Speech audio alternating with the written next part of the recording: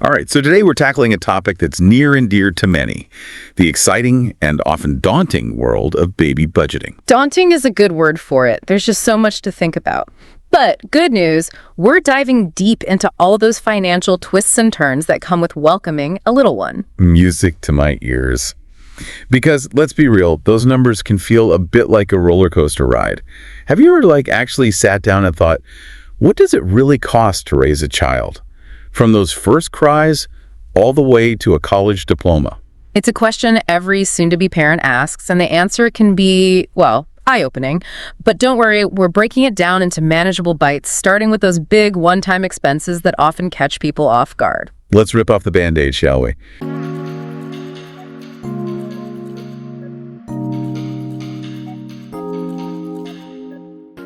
First up, the one and only medical bills. Yeah, this one can feel like a bit of a mystery, right? Totally. It's not always super clear what those bills will look like in the end. Exactly. So let's shed some light on it. Just for starters, the average cost for labor and delivery for parents with insurance in the U.S. is about $14,000. $14,000. Wow. Yeah, it's a hefty chunk of change, but, and this is a big but, that cost can vary wildly depending on where you live. Oh, tell me more about this geographical roller coaster of costs. Buckle up. We're talking $7,000 on the lower end in a state like Arkansas for a vaginal birth. But then you head over to New York, and that number jumps to a heart-stopping $17,000. Wow, that's a huge difference. Yeah. Talk about a good reason to really understand your insurance policy. You got it. Knowing what's covered, prenatal care, the hospital stay, all those important tests, it's not just about having insurance, it's about understanding it inside and out. Don't be afraid to call your insurance company, ask those specific questions, and get cozy with your plan. So important. Now, what about for those who might not have private insurance?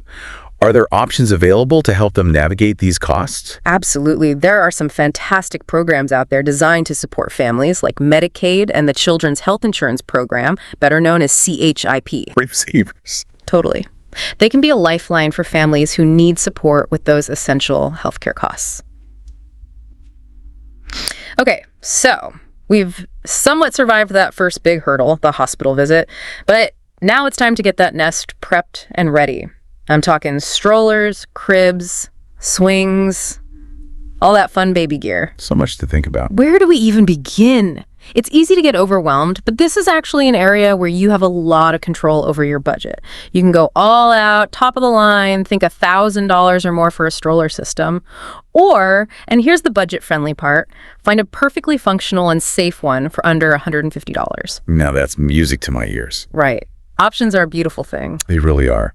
But let's pause for a minute and talk car seat safety, because I know this is an area where a lot of parents get concerned about costs versus, well, keeping their little one as safe as possible. And rightfully so. It's a big decision. Totally. To be honest, this is one area where I always recommend, when possible, buying new. You just never really know the history of a used car seat. Right. And when it comes to your baby's safety, it's better to be safe than sorry. Couldn't agree more.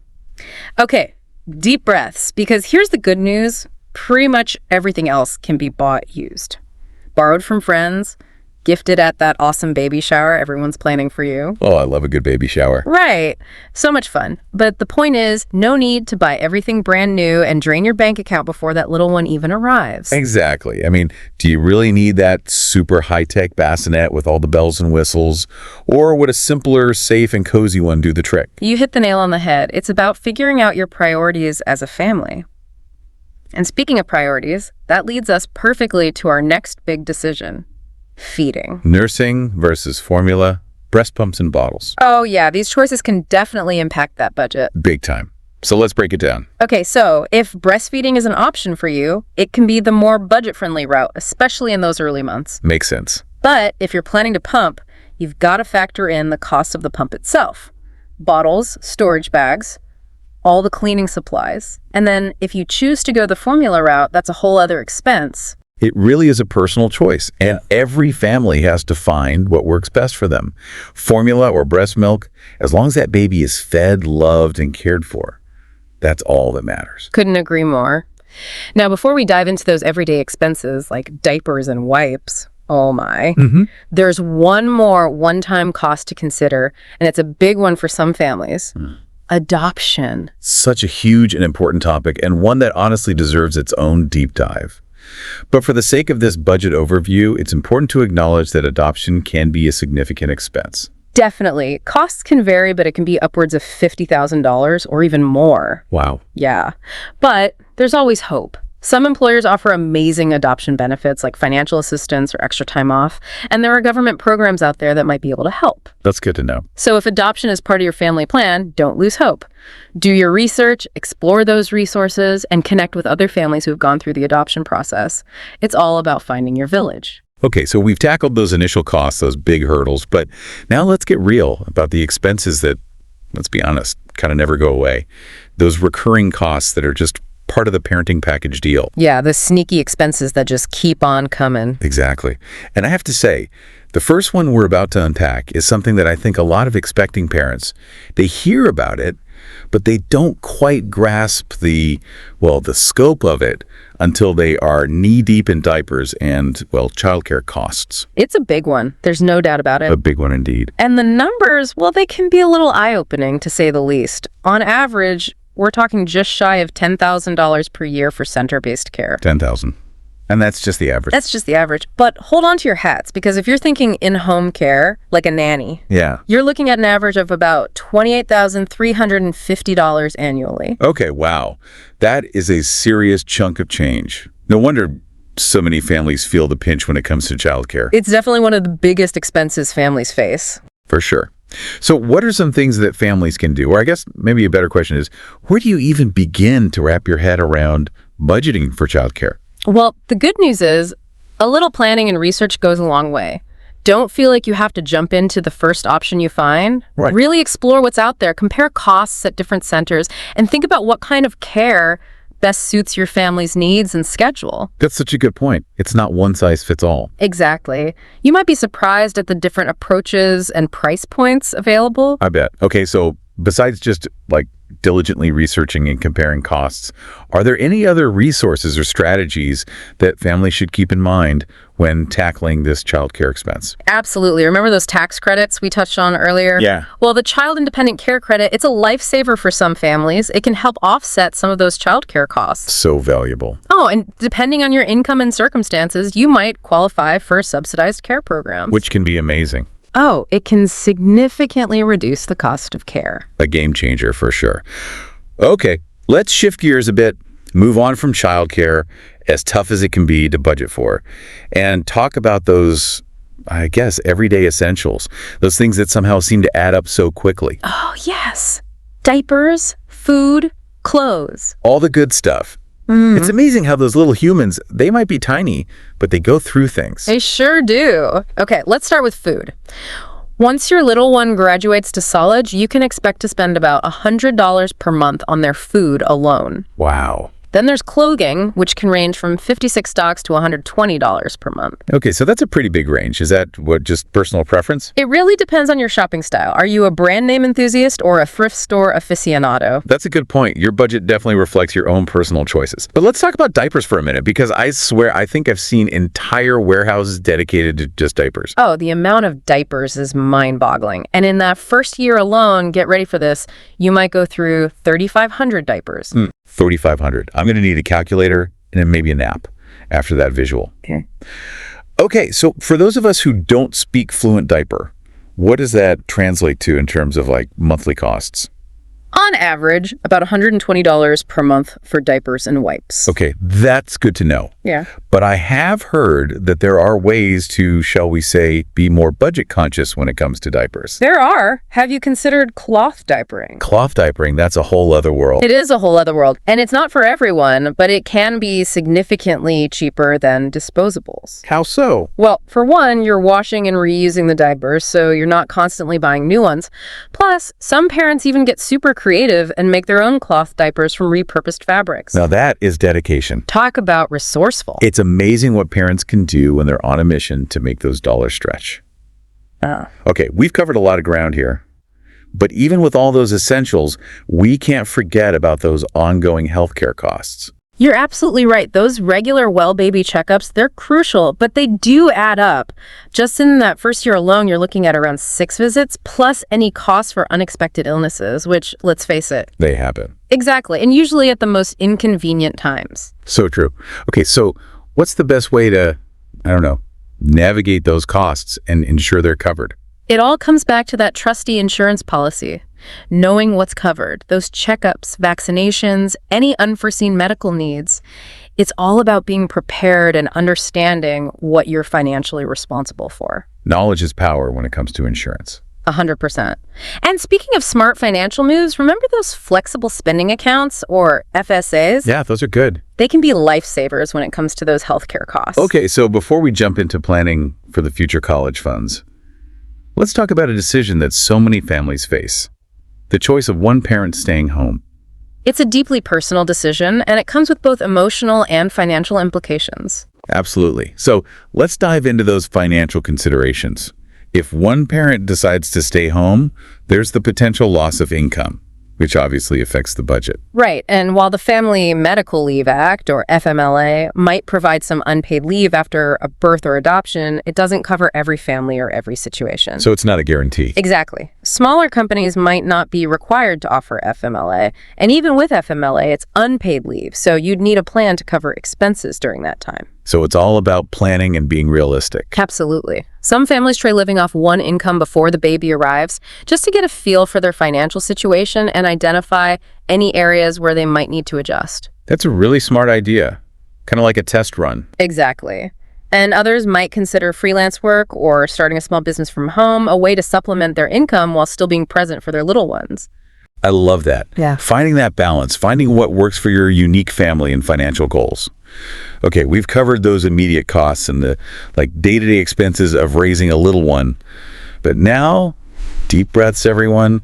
It's time to think about the future. The future, which, let's be honest, arrives way faster than you think it will. It really does. Like 1 minute they're snuggled up in your arms, and the next, bam, they're filling out college applications. Right. Time flies when you're when you're raising kids. It really does. And speaking of flying, those college costs can feel like they're flying through the roof. No kidding. Those tuition bills can make your eyes water. Did you know that these days, the average cost for a 4-year public college, even in-state, is over $10,000 a year? $10,000 just for 1 year. Just for 1 year, and that's public, in-state. Oh boy. Okay, so if you're dreaming of a private college experience for your little one, get ready for it, because that number skyrockets to almost $40,000 annually. 40,000. I mean, I knew college was expensive, but wow, that's definitely some serious motivation to start saving early. But where do you even begin? When you're already juggling diapers and daycare costs, it can feel pretty overwhelming to even think about college funds. You're preaching to the choir. It's a lot to process, but the good news is there are some pretty amazing tools out there that can help you prepare for those future expenses. And listen, you don't have to be a financial expert to make this work. Even if you're starting small, a little bit saved each month can make a huge difference down the road thanks to the magic of compound interest. Compound interest. That's my love language. It's basically your money working for you, right? Growing over time. That's exactly it. You get it. So let's break down some of these, as you called them, magical tools that can help build that college fund. Let's do it. I mean, with those financial gems. All right. So first up, one of the most popular options out there is a 529 plan. It's basically a savings account that's specifically designed for education. Okay, tell me more. So you put money in, it grows tax-free, big bonus there, and then you can use it to pay for all those qualified education expenses. Qualified, like what kind of expenses? Just tuition, or is it more than that? It's more than that. Tuition, room and board, even books. It's pretty comprehensive. Oh, that's great to know. So it's not just like you throw some money in an account and hope for the best. There's some actual strategy involved. Exactly. Yeah. It's about having a plan. And hold on, because I think this is my favorite part. 529 plans aren't just for college anymore. Wait, what? There's more? There's always more. Remember how we talked about those K-12 expenses? You can actually use a 529 plan for those too. Up to $10,000 per year per beneficiary. No way. This just keeps getting better and better. Wait, there's even more? Are you ready for this? You can now roll over up to $35,000 from a 529 plan into a Roth IRA for the beneficiary. Whoa. So you're not just saving for college, you're potentially setting them up for a strong financial future beyond graduation. I love that. That kind of forward thinking is amazing. But let's switch gears for a sec, because there's another crucial part of financial planning that honestly sometimes gets overlooked, especially when you're in the thick of those early parenting years. Life insurance. So important, and I'll admit it's not the most exciting topic, but it's crucial. It's about as exciting as, I don't know, doing taxes. Necessary, but not exactly a party. Exactly. But here's the thing, having life insurance, it's not about you. It's about providing that financial safety net for your family Yeah. if the unexpected were to happen. It's about knowing your child's financial well-being is taken care of no matter what. You got it. Peace of mind. And, I think one of the biggest misconceptions about life insurance is that it's super expensive. It's definitely a barrier for some families. And it doesn't have to be. While the cost will vary depending on your age, your health, how much coverage you want, there's surprisingly affordable options out there. Term life insurance, for example. It's a really budget-friendly way to get that coverage, especially during those crucial child-rearing years. I love it. Okay, so as we wrap up this financial deep dive, I have to ask, do you have any final, budget-friendly tips, those golden nuggets of wisdom to share with our listeners? Do I ever? Okay, let's see. Remember those consignment shops and thrift stores we talked about? Gold mines for baby clothes, toys, gear. Babies grow so fast, which means those gently used items are often in fantastic condition. It's such a good point. And don't be afraid to tap into that community network. Friends, family, online parent groups. Borrowing items, a crib, high chair, even maternity clothes can save you a bundle. It really takes a village. And on the topic of villages, when it comes to those baby showers, don't be shy about creating a registry with the things you actually need. This is your chance. People want to help, so why not guide them toward those practical gifts that'll make your life easier? Exactly. You're not being demanding, you're being strategic. And finally, remember that having a baby, it's a beautiful opportunity to really sit down and reassess your lifestyle. What do you mean? Your priorities. Maybe it means making some adjustments. Downsizing to a more affordable car, cutting back on some non-essential spending, getting creative with ways to save money on those everyday expenses. It's about finding that balance, right? Enjoying those precious moments with your little one, but also being smart, making those choices that set your family up for success both now and in the future. That's it. You nailed it. You've officially navigated this financial deep dive. We've explored those upfront costs, those recurring expenses, and even equipped you with some savvy saving strategies. As you welcome your little one into the world, remember, cherish those precious moments, embrace the chaos, because let's be real, there will be chaos, and know that you've totally got this. Until next time, happy budgeting.